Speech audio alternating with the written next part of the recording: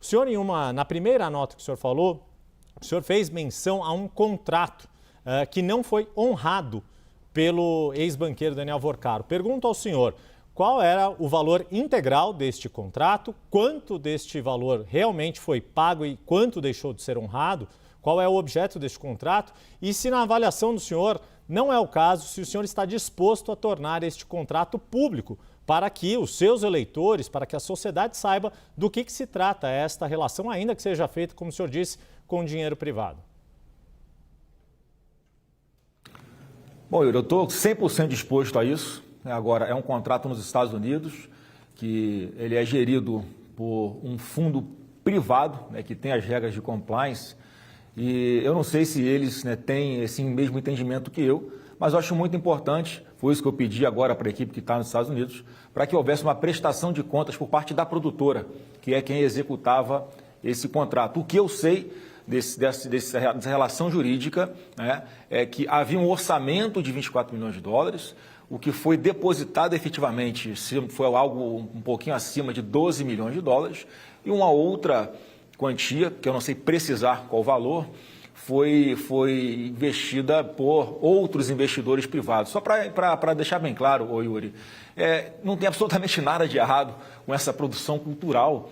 É um filme onde um filho, ou os filhos, foram prospectar investidores, pessoas que tinham condições de financiar isso, para fazer um filme privado sobre a história do seu próprio pai. A gente não foi pegar dinheiro com Lei Rouanet, a gente não foi pegar dinheiro na Embratur e na Prefeitura de Niterói, como fez o atual presidente da República ou o seu grupo, para viabilizar um desfile de uma escola de samba, que foi uma propaganda antecipada com dinheiro público lá na Sapucaí.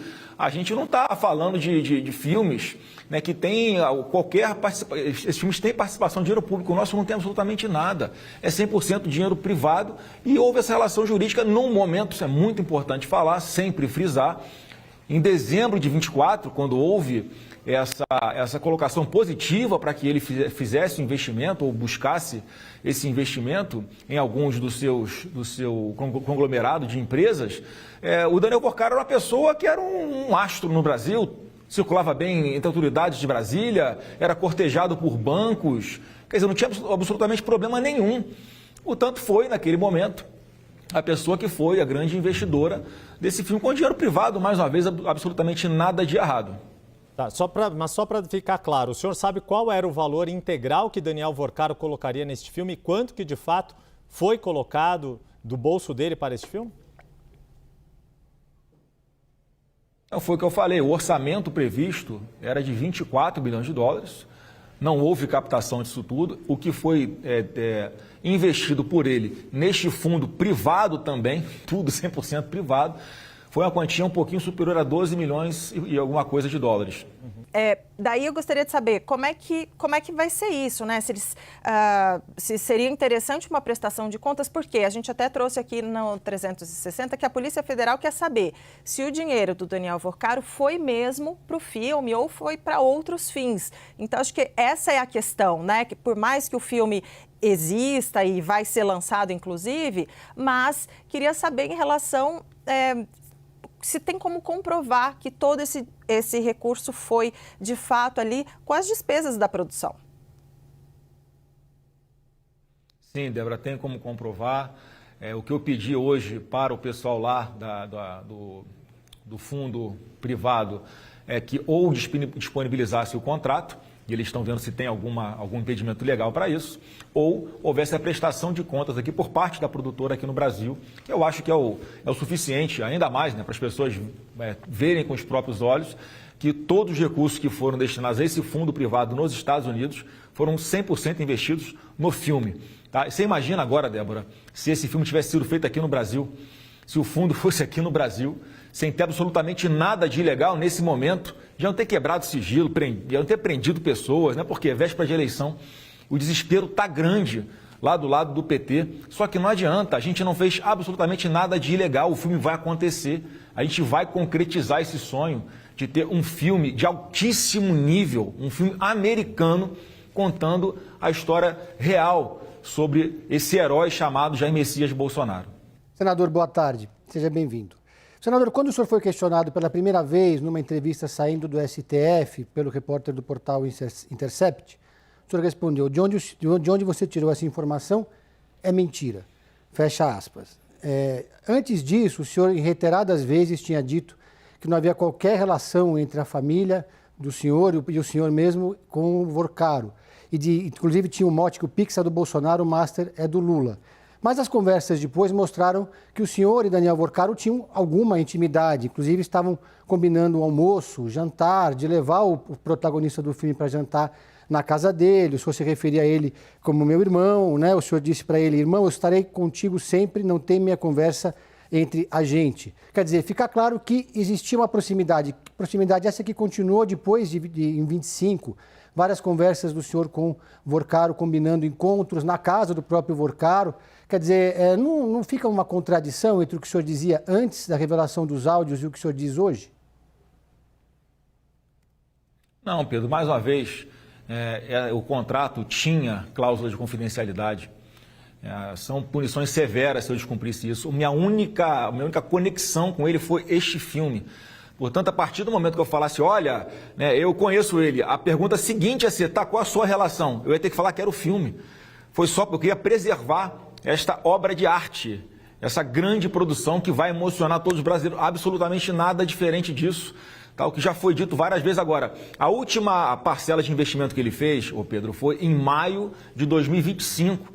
Portanto, não tinha toda essa confusão, tudo que nós sabemos hoje sobre a sua atuação, não existia na época, como não existia lá em dezembro de 24, quando ele aceitou fazer investimento privado nesse filme privado, gente. Então, assim, depois desse tempo, quando eu percebi que ele não estava honrando com as parcelas do contrato, eu busquei ele algumas vezes para entender o que estava acontecendo. Inclusive, eu falava: olha, eu preciso procurar outros investidores, porque com o que tem investido não vai ser suficiente para concluir o filme. Então, foi isso que aconteceu, nada além disso. Qualquer conversa minha, qualquer encontro, foi sempre, Pedro, no sentido de falar sobre o filme.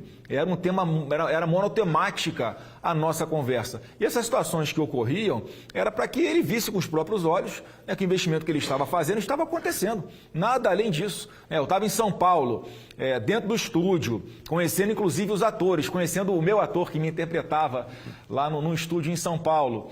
E como eu sei que ele morava em São Paulo, eu tento falar: você quer conhecer os atores? Nada além disso, não tem intimidade.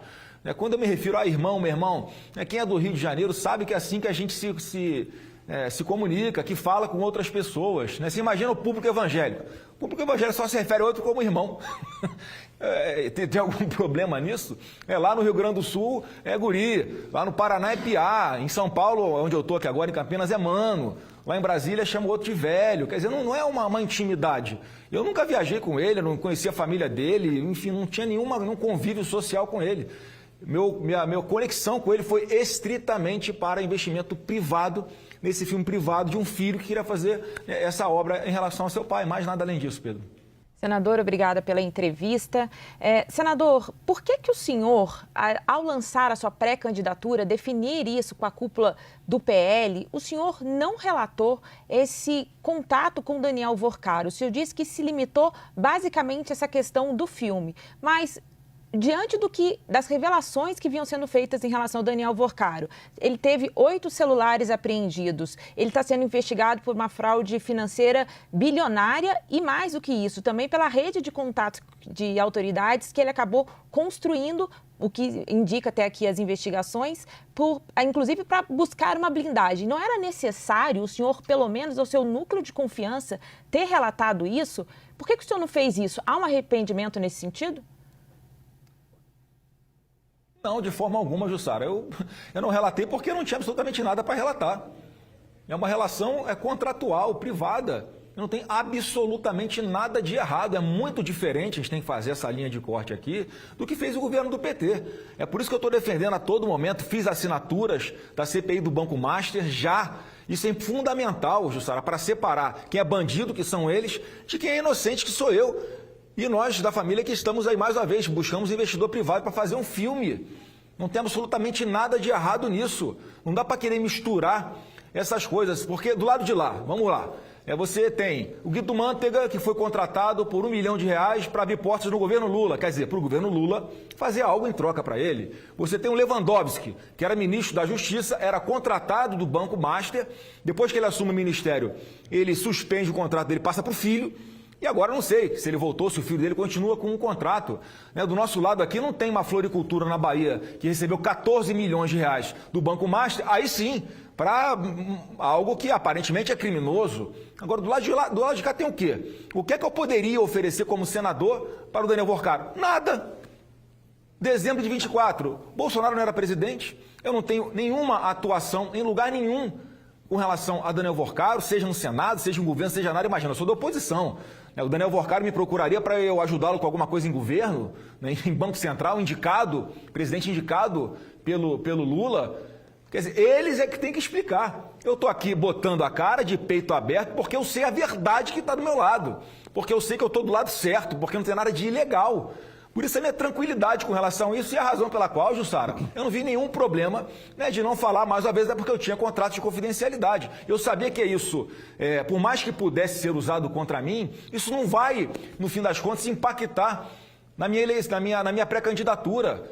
Porque é fácil de explicar, é fácil de entender. Agora, há um conjunto de pessoas que parece que estão a serviço do governo, torcendo para que o Lula seja reeleito presidente do Brasil.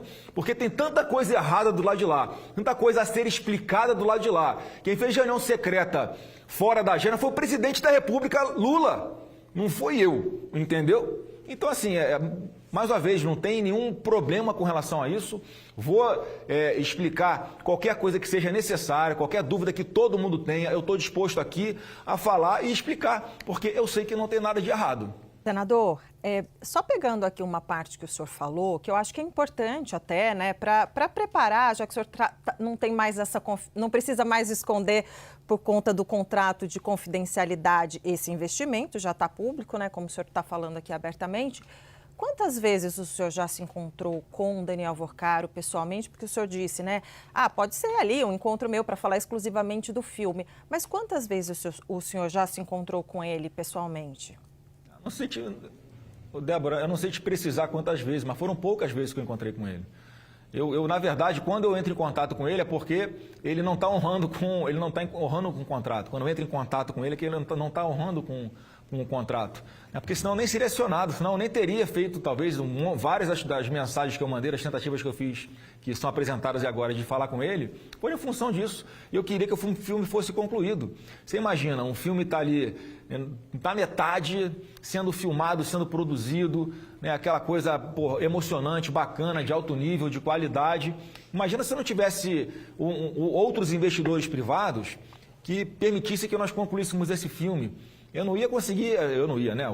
O fundo, a produtora não ia conseguir pagar os atores, pagar as despesas com estúdio, com maquinário, com viagem, com hospedagem dele, com um monte de coisa que demandam, né, um filme bacana como esse que está sendo produzido. Então foi apenas nesse sentido, é o filho querendo que o filme do seu pai se concluísse. Não foi nada além disso, portanto eu estou muito tranquilo com relação a isso. Não tem possibilidade de aparecer nenhuma relação minha com o Daniel Vorcaro que não seja exclusivamente sobre o filme. Nós conversamos com o senador Flávio Bolsonaro, que é pré-candidato à presidência da República pelo PL, a respeito desses diálogos que vieram à tona neste momento com o Daniel Vorcaro e as explicações a respeito deste financiamento do filme sobre o ex-presidente Jair Bolsonaro. Senador, muito obrigado mais uma vez por estar conosco aqui na CNN e até a próxima. Eu que agradeço o espaço aí. Tchau, tchau. Até a próxima. Fiquem com Deus.